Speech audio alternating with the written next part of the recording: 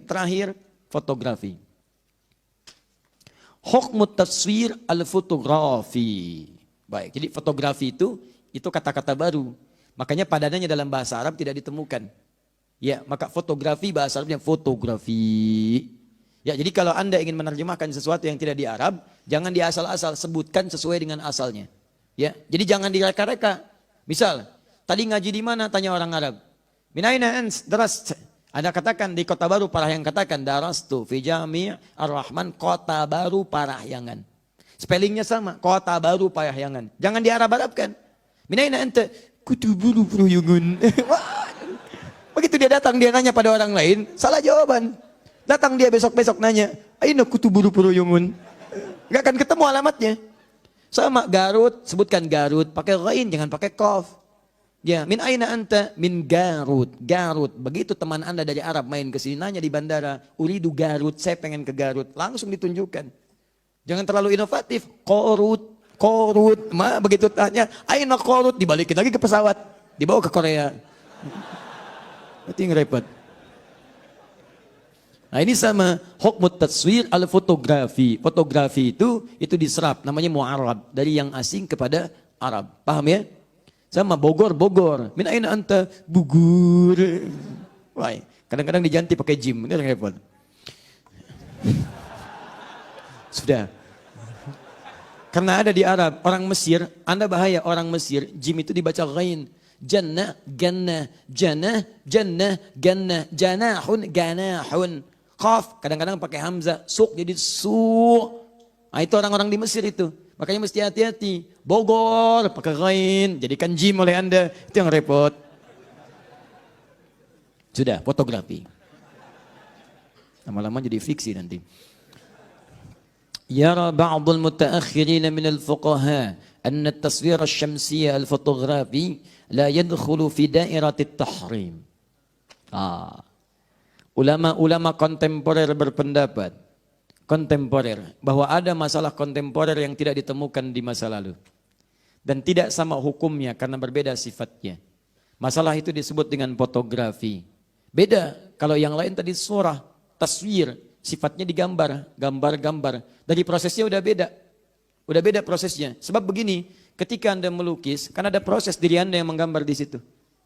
Kayaknya nggak mirip nih, kayaknya nggak mirip. Tuh dari perkataan aja sudah muncul kalimat di situ.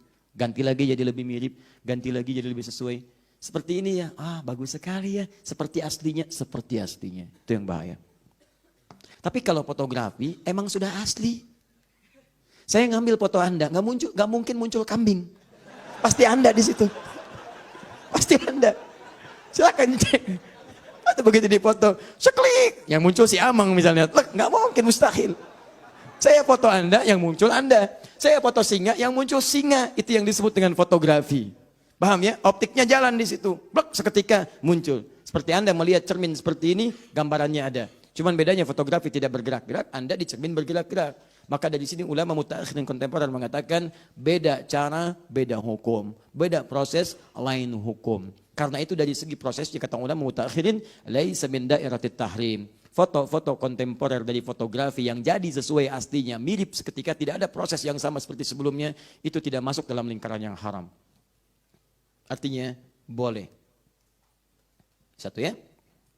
Pendapat yang di sini umumnya para ulama berpendapat demikian. Jadi jenis pertama, ini saya belum mulai turunan nih, saya baru mulai hukum asal, belum ada hukum turunan. Ingat, setiap yang halal itu bisa jadi haram. Dalam kondisi tertentu. Seperti yang haram bisa jadi halal dalam kondisi tertentu. Misal, uang itu halal sifatnya kita gunakan. Jangan jauh-jauh. Ini air halal sifatnya. Saya beri uang halal, punya uang halal, beli air sifatnya halal. Saya simpan di sini. Ini halal. Tapi halalnya kan punya saya. Yang halal punya saya. Yang minum Anda tanpa izin. Maka ini jadi haram bagi Anda. Halal bisa berubah jadi haram dengan kondisi tertentu. Haram bisa berubah jadi halal. Babi hukumnya haram. Sepakat ulama. Dan gak ada celah di situ untuk kehalalannya. Haram semua dengan segala turunannya. Tapi kondisi menjadikan Anda datang ke satu tempat, datang ke Cina, kebagiannya, Xinjiang datang ke jauh sampai ke daerah-daerah hutan. Gak ada makanan, gak ada macam-macam yang ditemukan. Anda perlu bertahan untuk hidup. Yang ada cuman babi, akok sekitaran Anda misalnya. Masya Allah. Awas jangan diutak-atik kata-kata saya, jangan diutak-atik, awas. Awas. Jangan diutak-atik kata-kata saya. Begitu muncul yang ada cuman babi. Kalau Anda nggak makan, Anda meninggal. Itu poinnya, sedangkan sifatnya haram. Seketika itu jatuh hukumnya berubah jadi halal. Baik, jadi dalam kondisi demikian, Anda bolehkah makan babi? Tidak. Babi besar begitu bagaimana dimakan? Ya, Anda potong dulu, setelah Anda potong masak dulu. Dan jangan dimakan keseluruhannya. Makan untuk mencukupkan, menghilangkan lapar Anda. Makan, hilang lapar. Enak juga nih. Bukan. Tapi kan, habis, selesai. Nah, sambil makan, sambil mencari yang halal. Begitu kemudian menemukan ayam, maka babi tidak berlaku kehalalannya bagi Anda. Selesai semua. Tuk, simpan itu selesai, kemudian kembali kepada yang halal. Jelas ya? Nah, kecuali nanti nas yang lain, segala hewan yang ada di laut, ya, tahuru ma'uhu wal hillu maitatuhu. Kalau yang di laut itu, masya Allah, itu airnya itu sah digunakan bersuci dan halal semua bangkai yang ada di dalamnya. Maksudnya hewan-hewannya halal di situ. Ya, di kalau nyari babi, babi laut tuh kalau ada, kan? Makanya babi nggak ada di laut. Oh, ceburin, bawa babi dari darat, ceburin ke laut. Halal ini. Tidak. Jangan terlalu kreatif di situ, tetap haram kalau yang seperti itu. Paham ya? Baik. Jadi semua yang ada di laut itu halal hukumnya, kecuali putri duyung. Taib. Jelas ya? Sekarang kita ambil hukum dasar dulu. Hukum dasarnya untuk foto itu boleh. Itu boleh hukumnya. Jadi silakan kalau misalnya Anda ngambil foto, misalkan dalam kajian, ingin dilihat, ingin macam-macam. Atau misalnya Anda ingin mengenalkan sebagai pendidikan, foto presiden misalnya kan ditempel, dipajang untuk diketahui macam-macam. Di Madinah ada foto raja-raja dipajang. Raja Fulan, Raja Fulan, Raja Fulan, sampai Raja Salman, sampai sekarang kemudian pangerannya juga dan seterusnya ada, itu tidak ada masalah. Statusnya kan dengan foto-foto dipajang atau misalnya gambaran-gambaran tertentu ada kejadian digambarkan, itu tidak ada masalah. Sepanjang foto-foto yang dimaksudkan bukan sifat yang pertama. Ya, walaupun nanti ada sebagian ulama-ulama yang tetap ketat di sini. Kata para ulama, hukum fotografi itu kami mengambil kehati-hatian sama dengan yang lainnya. Kecuali dalam kondisi-kondisi tertentu. Misal, seperti untuk KTP, seperti untuk paspor, seperti untuk macam-macam. Cuman ulama mutaakhirin kemudian menjawab, bagus kehati-hatian itu kami hargai. Cuman kan faktor itu pengecualian sifatnya darurat. Sedangkan KTP bukan hal yang darurat. KTP dibawa kemana-mana. Ya, maaf Pak, bisa lihat identitasnya, tapi ini darurat ya Pak ya. Darurat ya Pak. Baik, paspor kan dibawa ketika Anda keluar. Dan darurat itu sifatnya ketika tidak ada, maka hukumnya pun hilang.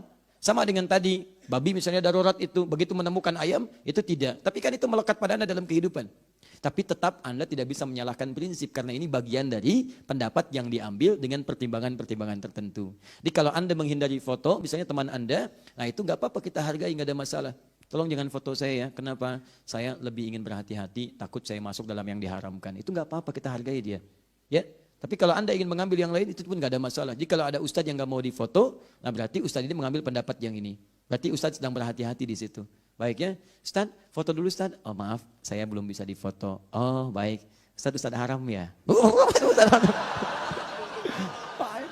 Kalimatnya yang enak. Ustadz sedang mengambil pendapat yang pertama.